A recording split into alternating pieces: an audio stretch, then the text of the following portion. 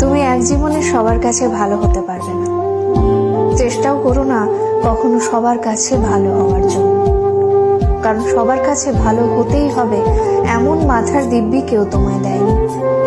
আর তুমি বেঁচে আছো তোমার নিজস্বতায়। সেখানে তোমায় কে ভাবলো, কে খারাপ ভাবলো, তাতে কিচ্ছু এসে যায় না।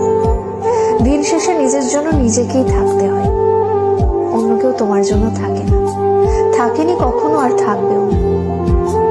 কারোর কাছে তুমি ভালো, ভীষণ ভালো, আবার সেই তুমি কারোর কাছে খুব খারাপ, জঘন্য একজন মানুষ। এটা কেমন করে হয়?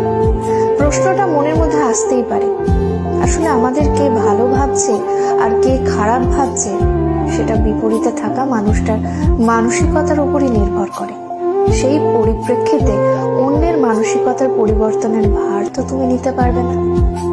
তাই তোমায় কে কি ভাবলো